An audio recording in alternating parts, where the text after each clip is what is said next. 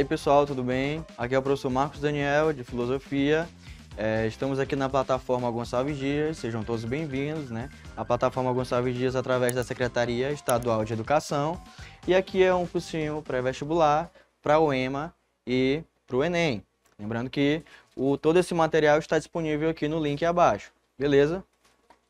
Pessoal, nas últimas aulas, né, como nós estamos fazendo um percurso histórico da filosofia, né? E nós já falamos sobre o surgimento dela, nós já falamos sobre o Sócrates, né? Agora nós vamos falar de um discípulo dele, um grande filósofo, né? Que é o Platão. O Platão, ele faz parte ali do período clássico, né? O Sócrates, o Platão, o Aristóteles, né? O Platão, ele é discípulo de Sócrates, como eu falei, e ele tem três grandes teorias, né? A teoria das ideias, a teoria da reminiscência e a teoria política, né? Essa teoria das ideias e a teoria política, elas são recorrentes nesses vestibulares. Enem, o EMA, sempre está caindo questão sobre Platão, né? Principalmente ali na teoria das ideias do Platão, beleza? Então, vamos à primeira questão. A questão de número 10 do Enem 2015. Nesse texto, o que diz essa questão, ele está descrevendo, né, a alegoria da caverna, que vai explicar como é que funciona essa teoria das ideias do Platão. Pois bem, o Platão ele defende um mundo dualista, ou seja, existe um mundo sensível, que é esse mundo que a gente consegue apreender através da nossa sensibilidade, através dos nossos sentidos, né? Visão, audição, tato, enfim. Existe um mundo superior, que é o mundo das ideias, né? Esse mundo sensível aqui que nós aprendemos através dos nossos sentidos, ele é um mundo que não gera conhecimento, né? Ele gera apenas a opinião, a doxa, né? Então, ele é um mundo enganador. E esse mundo, esse plano superior, esse mundo das ideias, esse sim gera conhecimento, né? E não é um mundo distante, é como se fosse duas caras da mesma moeda, beleza? Então, ele vai explicar, né, através de uma alegoria. O Platão ele tem essa característica de explicar suas ideias através de fazer com que os seus leitores criem algumas imagens na cabeça para a gente conseguir compreender o que ele quer dizer. E nessa questão, na questão de número 10 do Enem 2015, ele vai explicar essa teoria, né, essa alegoria da caverna. E diz o seguinte: suponha homens numa morada subterrânea em forma de caverna, cuja entrada, aberta à luz, se estende sobre todo o comprimento da fachada. Eles estão lá desde a infância, as pernas e o pescoço presos por correntes, de tal sorte que não podem trocar de lugar e só podem olhar para frente. Ou seja, existem esses homens que nascem ali, crescem nessa caverna, eles estão aprisionados nessa caverna, olhando somente para frente, beleza? Eles não podem, né, virar, se mexer. Então, existe uma luz, né? A luz de uma fogueira acesa ao longe, numa levada do terreno, brilha por detrás dele. Entre a fogueira e os prisioneiros há um caminho ascendente. Ao longo do caminho, imagine um pequeno muro, semelhante aos tapumes que os manipuladores de marionetes armam entre eles e o público e sobre os quais exibem seus prestígios. Então, imaginem só, que nessa caverna, né, estão lá os prisioneiros acorrentados, desde sempre lá, e atrás desses prisioneiros, né, eles estão olhando para frente. Atrás desses prisioneiros tem uma fogueira. E entre a fogueira e esses prisioneiros existem algumas imagens, algumas sombras que vai fazer, né, que vai gerar essas sombras na frente desses prisioneiros. O que pede a questão. Essa narrativa de Platão é uma importante manifestação cultural do pensamento grego, cuja ideia central, do ponto de vista filosófico, vai evidenciar o quê? Letra A.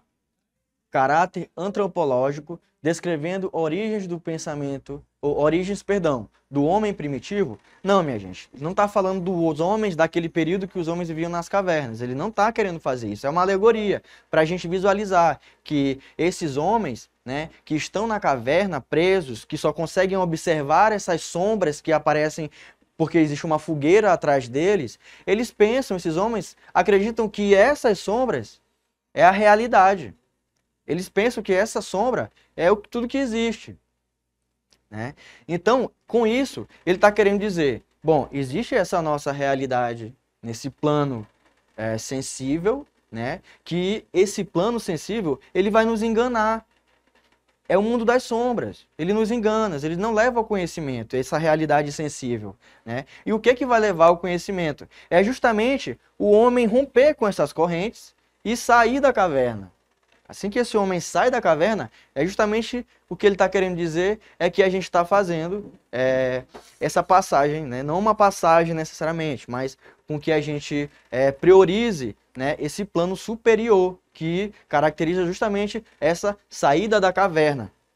Aí quando esse homem sai da caverna, né, por estar muito tempo na escuridão, das sombras, a luz do sol bate nos olhos dele, aí imediatamente dói, ele não consegue enxergar nada, ou seja, é quando a gente dá de cara com a verdade, né? A gente rompe, consegue superar esse plano sensível, mas depois a nossa visão, ela vai se acostumando, né, à verdade, esse plano superior, esse plano onde contém as verdades imutáveis, né? É um plano estático, verdadeiro, eterno, beleza? Então, como diz a letra A, não é disso que se trata o pensamento e essa alegoria da caverna, falar sobre o homem primitivo. Então a gente pode descartar. Letra B, sistema penal da época, criticando o sistema carcerário da sociedade ateniense. Bom, minha gente, se a gente nunca ouviu falar sobre Platão, que não é o caso de vocês, já estão afiados para os vestibulares, a gente vai ler, bom, pessoas acorrentadas na caverna, a pessoa é capaz de marcar, pensar que está falando de um sistema carcerário, ou capaz de pensar que está falando dos homens da caverna, e não é nada disso. É apenas uma alegoria, uma imagem que ele está fazendo para a gente observar justamente a teoria das ideias. Então, letra B, a gente já descarta também de cara.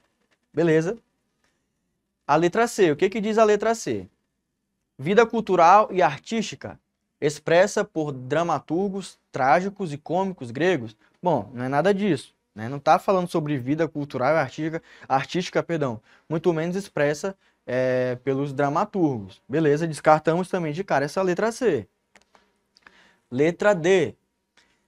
Sistema político elitista provindo do surgimento da polis e da democracia ateniense. Bom, o Platão, ele também vai desenvolver uma teoria política. Só que aqui a questão se trata de uma outra teoria dele, que é a teoria das ideias, beleza? Então a gente descarta também já de cara essa alternativa, letra D. O que nos resta é a letra E.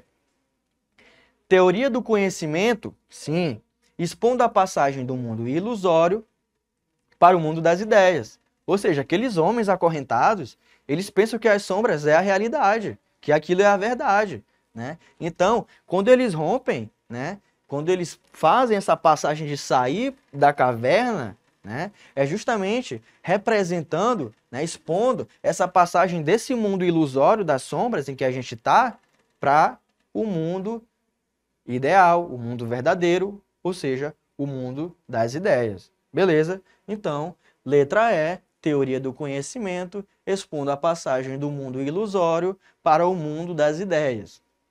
Vamos para mais uma questão? Questão de número 11, aqui do nosso material, é uma questão do Enem de 2016. O que diz a questão? Estamos, pois, de acordo ao ver algum objeto... perdão, pessoal. Estamos, pois, de acordo quando, ao ver algum objeto, dizemos: este objeto que estou vendo agora tem tendência para assemelhar-se a um outro ser, mas, por ter defeitos, não consegue ser tal como o ser em questão. Ele é, pelo contrário, inferior. O que é o ser? É aquilo que está no mundo das ideias, né? E o que é inferior? É aquilo que está no plano sensível. Por exemplo, vocês estão vendo esse controle? Esse controle, né, digamos, é a ideia de um controle. Ou seja, a ideia é superior, a ideia é perfeita, a ideia vem primeiro, e esse controle, ele vem depois da ideia. Ele é inferior à ideia, porque ele está aqui nesse plano sensível, ele é imperfeito, né? Então, sigamos. Assim, para podermos fazer estas reflexões, é necessário que antes tenhamos tido ocasião de conhecer esse ser, ou seja, para podermos fazer essa reflexão, é necessário que antes de conhecermos esse controle, é necessário que a gente tenha conhecido a ideia primeiro do controle, ou seja, aproximar ele do seu ser, né? É necessário é necessário que antes tenha tido a ocasião de conhecer esse ser de que se aproxima o dito objeto, ainda que imperfeitamente, ou seja, imperfeitamente porque ele é uma cópia, né? Porque ele está no plano sensível e perfeito é a ideia do controle, né? E não o controle material, nesse plano sensível, inferior. Beleza? O que pede a questão. Na epistemologia platônica, conhecer um determinado objeto implica em quê? Letra A. Estabelecer semelhanças entre o que era observado em momentos distintos. Então, conhecer um objeto é estabelecer a semelhança entre o que é observado em momentos distintos, não é nada disso. A gente pode descartar de cara a letra C, porque não é disso que se trata o pensamento de Platão. Letra B. O objeto observado, com uma descrição detalhada dele, ele não está fazendo uma descrição detalhada do objeto. Não é disso que se trata a questão, não é disso que se trata o pensamento de Platão. Até porque a gente pode fazer uma descrição detalhada aqui nesse mundo sensível, né? Mas a ideia, para conhecer ele, eu preciso aproximar o máximo possível do ser desse controle, por exemplo, que é a ideia do controle, beleza? Então, letra B também não pode ser. Letra C.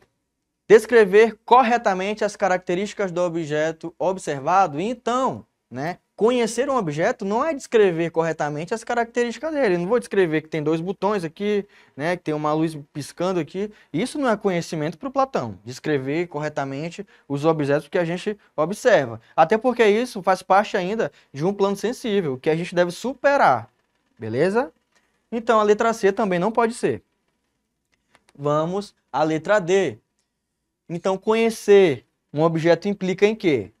Letra D. Fazer correspondência entre o objeto observado e o seu ser é exatamente isso. A gente precisa fazer uma correspondência entre o objeto que a gente observa, né, e a ideia dele, e o seu ser. Então, até agora, essa é a alternativa mais adequada para o que pede a questão. Vamos ver o que diz a letra E. Identificar outro exemplar idêntico ao objeto observado, né? Não se trata disso o pensamento de Platão, a teoria das ideias de Platão, não se trata disso. Não é assim que a gente chega ao conhecimento, não é dessa maneira, mas fazendo a correspondência entre os objetos que a gente observa no mundo sensível e as suas ideias. Beleza? Então, letra D, fazer correspondência entre o objeto observado e o seu ser, ok? Vamos para mais uma questão do Platão? É a questão de número 12 do nosso material, é uma questão do Enem de 2016. Vamos ao texto. Bom, aqui nessa questão, o Platão, ele fala sobre o amor, né? Onde ele fala sobre, ele fala disso, na verdade, num diálogo chamado Banquete, né? Uma obra do Platão. Então vamos ao que diz o texto. Os andrógenos tentaram escalar o céu para combater os deuses. No entanto, os deuses, em um primeiro momento, pensam em matá-los, de forma sumária, matar, acabar com a humanidade. Depois, decidem puni-los de forma ainda mais cruel, que não é dizimar. Ou seja, o que os deuses vão fazer? dividem-no em dois. Por exemplo, é como se pegássemos um ovo cozido e, com uma linha, dividíssemos ao meio. Desta forma, até hoje, as metades separadas buscam reunir-se, cada um com saudade da sua metade. Tenta juntar-se novamente a ela, abraçando-se, enlaçando-se a um ao outro, desejando formar um único ser. Então, pessoal, no trecho da obra O Banquete, Platão explicita por meio de uma alegoria o quê? Letra A. O bem supremo como fim do homem, né? Ele não está falando sobre o bem supremo, ele está descrevendo, digamos, a origem do conhecimento ou do homem, mas ele está falando sobre o amor, né? Que os deuses dividiram o homem ao meio e esses homens estão condenados a buscar a sua outra metade, né? Com uma saudade até encontrar a sua outra metade para assim constituir o seu ser. Então, letra A a gente pode descartar. A letra B. Prazer perene como fundamento da felicidade. Ele não está falando da felicidade, ele está falando sobre o amor, tampouco sobre o prazer. Então, letra B a gente já pode descartar também. Letra C. Ideal inteligível como transcendência desejada. É uma característica das teorias do Platão, principalmente a teoria das ideias. Mas não é disso que se trata no Banquete, né? Ele está falando sobre o amor. Então, letra C a gente pode descartar também. Letra D. Amor como falta constituinte do ser humano é exatamente isso que ele está falando, né? O amor é uma falta, né? O amor é uma falta constituinte do ser humano e ele está condenado a buscar a sua outra metade da laranja, né? Digamos assim. Então, a letra E também não pode ser porque ele diz autoconhecimento como caminho da verdade. Isso aqui está mais ligado ao Sócrates. Então, a gente marca aí. Letra B. Amor como falta constituinte do ser humano é o que o Platão vai tratar no Banquete, uma de suas obras principais. Beleza? Vamos a mais uma questão? A questão de número 13 é uma questão do Enem 2021. Vamos ao que diz o texto. Se os filósofos não forem reis na cidade, olha só, a gente falou aqui sobre a teoria das ideias, do Platão, a gente falou aqui sobre o amor que está no Banquete do Platão. Agora ele começa a falar da sua teoria política, beleza? Vamos lá. Se os filósofos não forem reis nas cidades, ou se os que hoje são chamados reis e soberanos não forem filósofos genuínos e capazes, e se numa mesma pessoa não coincidirem poder político e filosofia, e não for barrada agora, sob coerção, a caminhada das diversas naturezas que, em separado, buscam uma dessas duas metas. Não é possível, caro Glaucon, que haja para as cidades uma trégua de males e penso, nem para o gênero humano. Então, a tese que pede a questão, a tese apresentada pressupõe a necessidade do conhecimento verdadeiro para quê? Bom, o Platão, ele vai defender na sua teoria política que os filósofos, por estarem mais próximos da verdade, né, eles são os mais adequados a governar essa cidade. Aquele que não for filósofo, né, ele tem que ser, que se diz rei, que governa, que não for filósofo que governa, ele deve ser imediatamente ser tirado do cargo, porque quem deve assumir esse poder é justamente o filósofo. Então, o que diz a questão? A tese apresentada pressupõe a necessidade do conhecimento verdadeiro para quê? Letra A. Superação de entraves dialógicos. Bom, dialógicos, de diálogo, superar, né, essas discordâncias de um diálogo, não é disso que se trata a teoria política do Platão. Então a gente já pode descartar. Letra B. Organização de uma sociedade justa.